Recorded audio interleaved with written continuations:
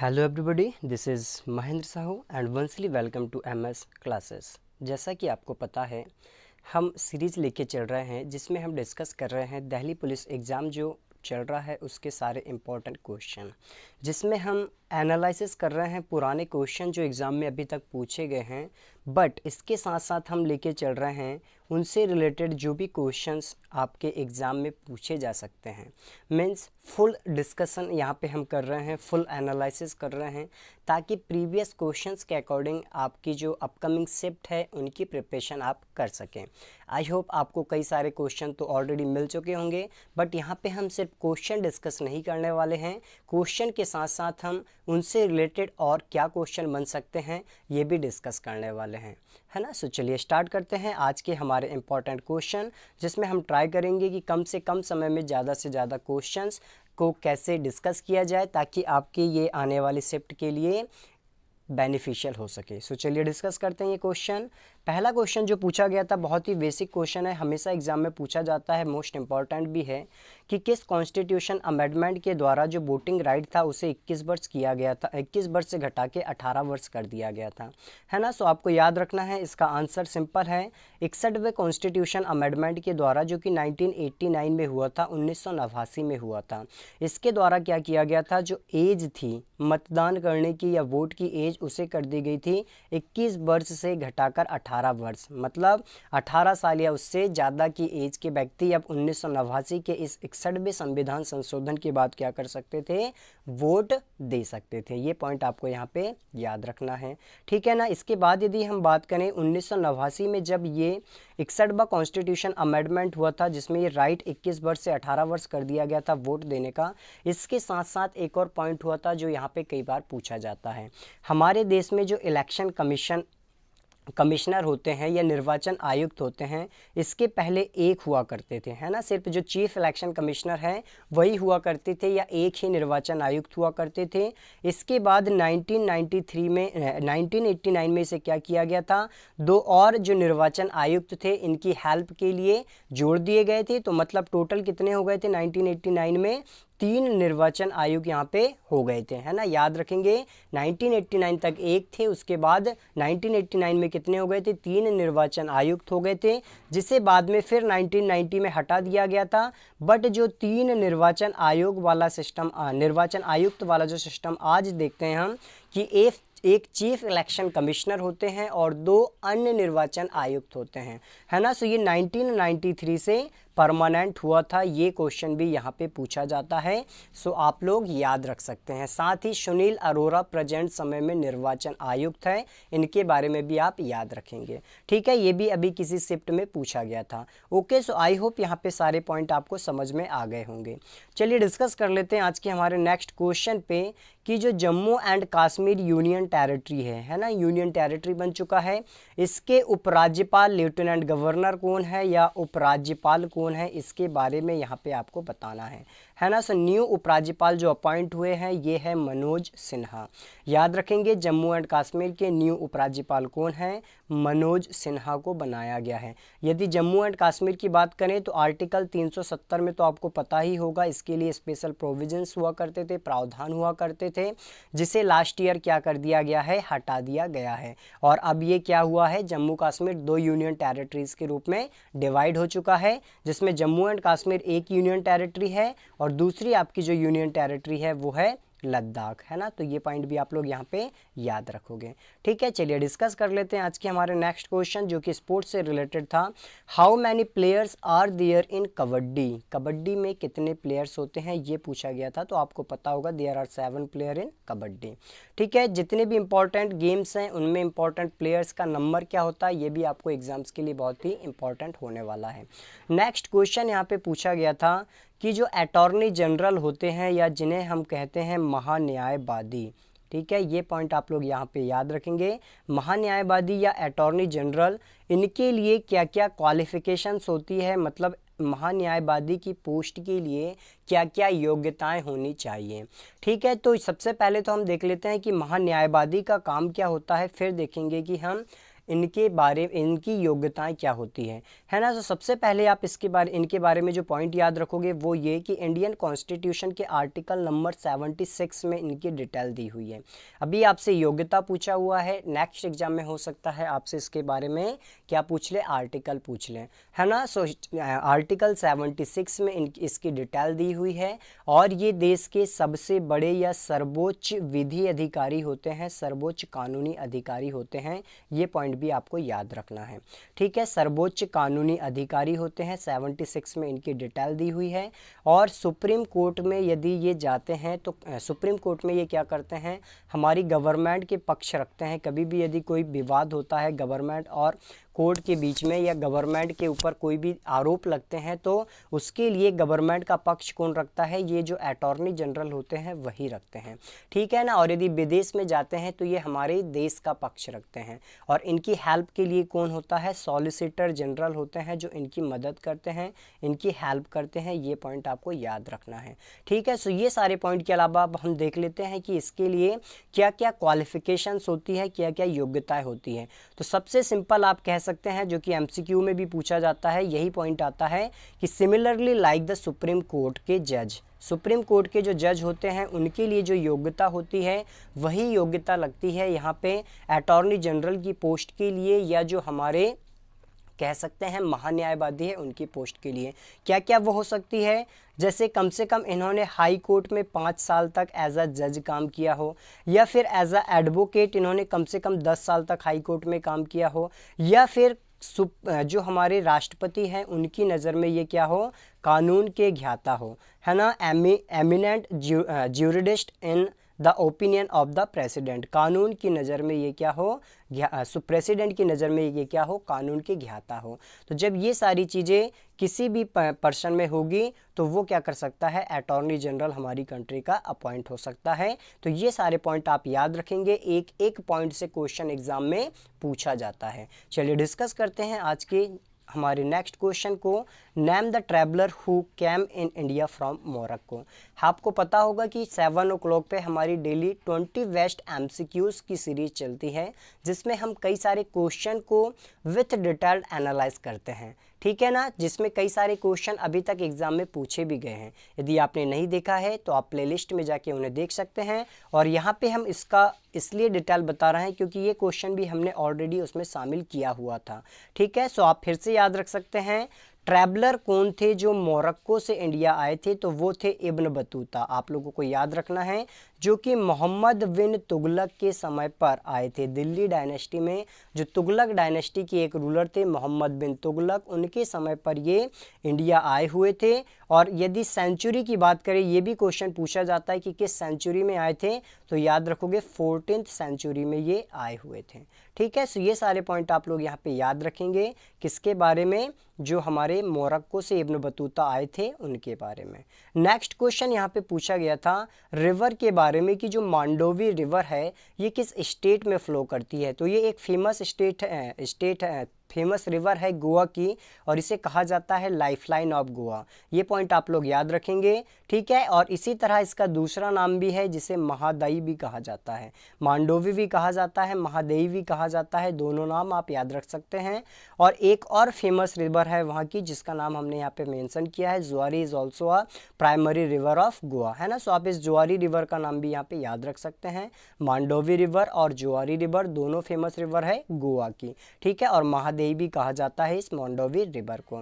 Next question यहाँ पे लिया है हमने कि जो कॉन्स्टिट्यूशन असेंबली थी, संवैधानिक सभा थी, ऑब्वियसली वही सभा जिसका काम किया था संविधान बनाना।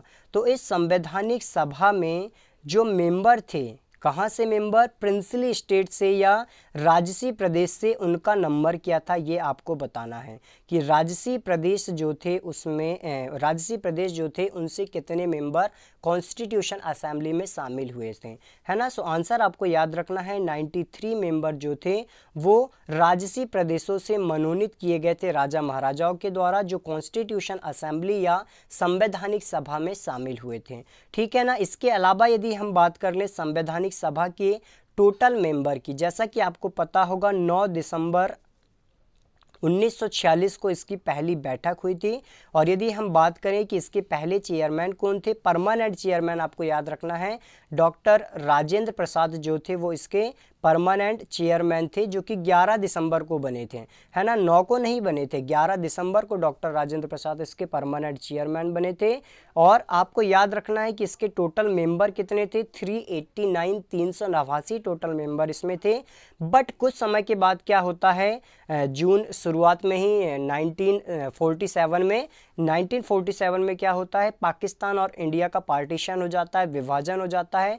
उसके बाद जो 90 मेंबर थे वो पाकिस्तान वाली कॉन्स्टिट्यूशन असेंबली में चले जाते हैं। तो इंडिया की जो कॉन्स्टिट्यूशन असेंबली थी उसमें सिर्फ 289 मेंबर ही बचते हैं, ठीक है, तो सॉरी 299 मेंबर ही बचते हैं। टोटल 389 थे, 90 मेंबर कहाँ चले जाते हैं, पाकिस्तान चले जाते हैं। फिर कितने मेंबर बचते हैं इंडिया में, 299 मेंबर बचते हैं। और यदि फाइनल सिग्नेचर की बात की जाए तो ये करते हैं 284 मेंबर, है ना, याद रखोगे 284 मेंबर ही होते हैं टोटल, जो क्या करते हैं, फाइनल सिग्नेचर करते हैं। सो आई होप ये पॉइंट आपको सारे समझ में आ गए होंगे। तो याद रखेंगे राजसी प्रदेशों से कितने मेंबर यहाँ पे आए थे, 93 मेंबर यहाँ पे आए हुए थे। चलिए डिस्कस कर लेते हैं नेक्स्ट क्वेश्चन का। सिंपल क्वेश्चन पूछा गया था कि जो पैन कार्ड होता है, परमानेंट अकाउंट नंबर जिसका फुल फॉर्म होता है, उसमें कितने डिजिट होते हैं, तो 10 होते हैं। ये तो सिंपल है, आप लोग याद रख सकते हैं। नेक्स्ट यहाँ पे क्वेश्चन पूछा गया था जो ककरापार एटॉमिक पावर प्लांट है वो किस स्टेट में आता है, तो ककरापार एटॉमिक पावर प्लांट जो है वो गुजरात में आता है। और इसी के नाम से एक रिवर प्रोजेक्ट भी है, ककरापार रिवर प्रोजेक्ट। पूछा जाता है ये किस नदी पर है, तो आप लोगों को याद रखना है जो हमारी तापी रिवर है या ताप्ती रिवर है उस पे आता है आपका ककरापार रिवर प्रोजेक्ट। तो दोनों पॉइंट आपको याद रखना है, ककरापार एटॉमिक पावर प्लांट कहाँ पे आता है, गुजरात में आता है। और साथ ही ककरापार जो रिवर प्रोजेक्ट है वो किस नदी पर आता है, तापी नदी पर आता है। ये दोनों पॉइंट आप लोग याद रखेंगे। चलिए डिस्कस कर लेते हैं हमारे नेक्स्ट क्वेश्चन पे, who got the first Bharat Ratna award in the country में 1954 में हमारे देश में भारत रत्न जो है देश का सबसे हाईएस्ट नागरिक अवार्ड या बोल सकते हैं हाईएस्ट सिविलियन अवार्ड, ठीक है ना, सिविलियन प्राइज। तो ये किस वर्ष दिया गया था, 1954 में दिया गया था। और किन्हें मिला था, तो 3 नाम आप लोग यहाँ पे याद रखेंगे, doctor Radhakrishnan, CV Raman and C Rajagopal Acharya, ठीक है, डॉक्टर सर्वपल्ली राधाकृष्णन, सीबी रमन और सी राजगोपाल आचार्य जो थे उनको सबसे पहली बार 1954 में क्या दिया गया था, यहाँ पे भारत रत्न अवार्ड दिया गया था। तो 3 नाम आप लोग यहाँ पे याद रख सकते हैं, ठीक है। चलिए डिस्कस करते हैं next question, international water day celebrate in which date, किस डेट को हम अंतर्राष्ट्रीय जल दिवस के रूप में मनाते हैं। तो याद रखना है अंतर्राष्ट्रीय जल दिवस मनाया जाता है हर साल 22 मार्च को। यदि नेशनल की बात की जाए तो ये उतना फेमस होता नहीं है, बट ये मनाते हैं हम 14 अप्रैल को, 14 अप्रैल को नेशनल वाटर डे के रूप में मनाते हैं, जो कि हमारे देश में फेमस होता है, ठीक है। इसी तरह कुछ क्वेश्चन पूछे जाते हैं कि अर्थ डे, तो आप याद रख सकते हैं 22 अप्रैल, सिंपल क्वेश्चन है। और 5 जून को तो एनवायरनमेंट डे आपको पता ही होगा, ठीक है। तो वाटर डे इंटरनेशनल लेवल पे याद रखेंगे 22 मार्च। Next question is where is the headquarter of the vegetation survey of India, ठीक है, ये पॉइंट आपको याद रखना है। तो आंसर इज कोलकाता, ठीक है, ये आंसर आपका है, कोलकाता में ये हेडक्वार्टर स्थित है। Next, what is the origin of river Krishna, Krishna नदी जो है उसका ओरिजिन क्या है। कई सारी नदियाँ उनके ओरिजिन कहाँ पे वो ड्रॉप करती है, ये सारे क्वेश्चन एग्जाम में पूछे जाते हैं। एग्जाम में रिवर से रिलेटेड बहुत सारे क्वेश्चन इंपॉर्टेंट हैं। और हमने जो हमारी सीरीज होती है मॉर्निंग में 7 o'clock वाली 20 वेस्ट MCQ, जिसमें ये क्वेश्चन हम ऑलरेडी शामिल करते हैं, ठीक है। सो याद रखोगे महाबलेश्वर की जो पहाड़ियाँ है जो कि वेस्टर्न महाराष्ट्र में आती है, वहाँ से इस रिवर कृष्णा का क्या होता है, ओरिजिन होता है। सो आप याद रखोगे महाबलेश्वर की जो पहाड़ियाँ हैं किस स्टेट में आती है, ऑब्वियसली महाराष्ट्र में आती है, वेस्टर्न महाराष्ट्र में, यहाँ से इस रिवर का ओरिजिन होता है। आई होप आपको क्लियर होगा। नेक्स्ट पूछा गया था इन विच 5-year plan was the slogan poverty हटाओ गिवन, है ना, गरीबी हटाओ का नारा जो था वो किस पंचवर्षीय योजना में दिया गया था, ये आपको बताना है यहाँ पे, ठीक है ना। गरीबी हटाओ का जो नारा था वो किस पंचवर्षीय योजना में दिया गया था, आपको यहाँ पे ये बताना है।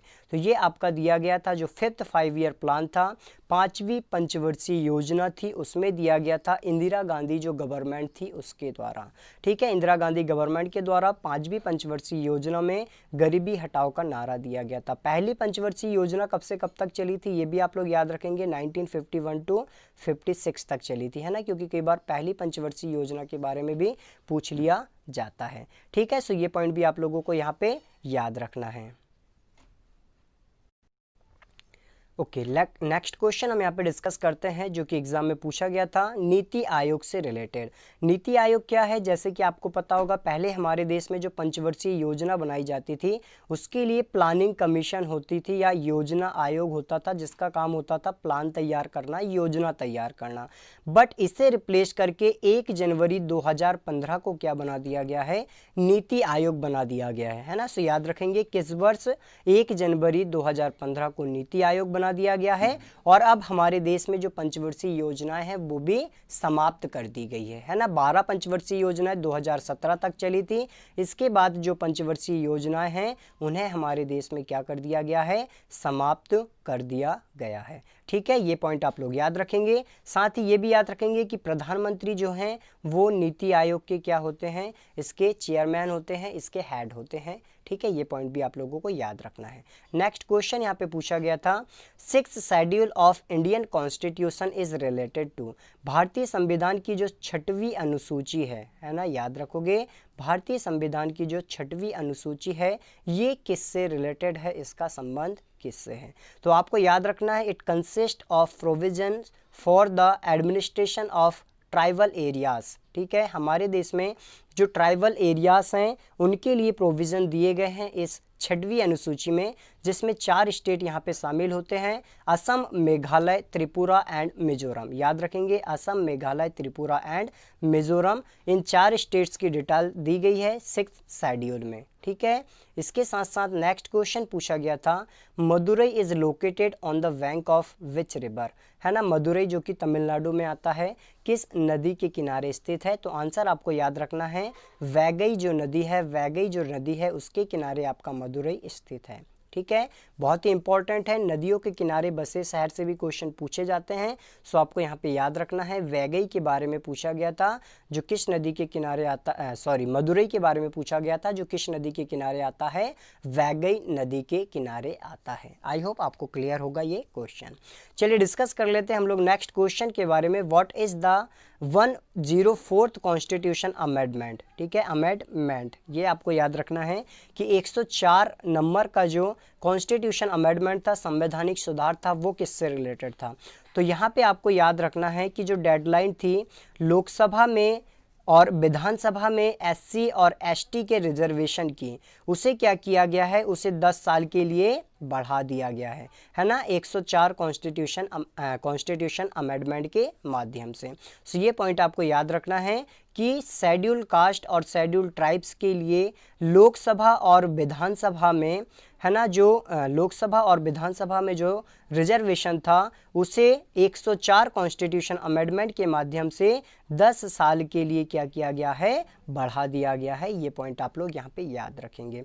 कोरोमंडल कोस्ट की लोकेशन के बारे में पूछा था एक क्वेश्चन, जैसा कि आपको पता है सदर्न पार्ट ऑफ इंडिया में कोरोमंडल कहाँ पे आता है, तो ये लोकेशन होती है आपकी तमिलनाडु वाला जो बाउंड्री है वहाँ पे कोरोमंडल कोस्ट आता है, ठीक है। ये पॉइंट आपको याद रखना है, ये लोकेशन होती है आपकी कोरोमंडल कोस्ट की तमिलनाडु में। इसी तरह यहाँ पे पूछा जाता है कौन कौन से कोस्ट आते हैं, तो केरला में यहाँ पे आपका आता है क्या, मालाबार कोस्ट, आप लोग याद रख सकते हैं, मालाबार कोस्ट आता है केरला में। उसके ऊपर चले तो कर्नाटक वाला जो स्टेट होता है ऊपर साइड, कर्नाटक गोवा, यहाँ पे आता है आपका कोंकण कोस्ट, ठीक है, कोंकण कोस्ट। और महाराष्ट्र में आपका आता है क्या, सह्याद्री, ठीक है। सो ये नाम भी आप लोग यहाँ पे याद रखेंगे। महाराष्ट्र में आता है आपका सह्याद्री, नीचे आता है कर्नाटक और गोवा में कोंकण, उसके नीचे केरला में मालाबार, और यहाँ पे आता है आपका क्या, कोरोमंडल तमिलनाडु में। सो क्वेश्चन पूछा गया था कोरोमंडल कोस्ट, तो आपको याद रखना है तमिलनाडु में आता है। ठीक है। At the present time how many states in India which have by cameral legislature, मतलब आपको बताना है कि इंडिया में कितने स्टेट ऐसे हैं जिनके पास द्विसदनीय जो है अभी क्या बोल सकते हैं लेजिस्लेचर है। तो आपको याद रखना है आज के समय में 6 स्टेट ऐसे हैं जहां पे द्विसदनीय या बाई कैमरल लेजिस्लेचर है। 6 स्टेट के नाम आपको याद रखना है कौन कौन से हैं। Maharashtra, Karnataka, UP, Bihar and Andhra Pradesh, Telangana. ठीक है, आंध्र प्रदेश, तेलंगाना, ये 3 स्टेट हैं प्रेजेंट समय में, 6 स्टेट है प्रेजेंट समय में जिनके पास क्या है द्विसदनीय विधायिका या वाई कैमरल लेजिस्लेचर है। मतलब यहाँ पे विधानसभा तो है ही है, विधानसभा के साथ में विधान परिषद भी है। ये पॉइंट आपको यहाँ पे याद रखना है। ओके, डिस्कस कर लेते हैं। यही क्वेश्चन हमारे आज के लिए जो एग्ज़ाम में अभी तक पूछे गए थे वो हमने कंप्लीट डिस्कस कर लिया है। ठीक है, so thank you so much.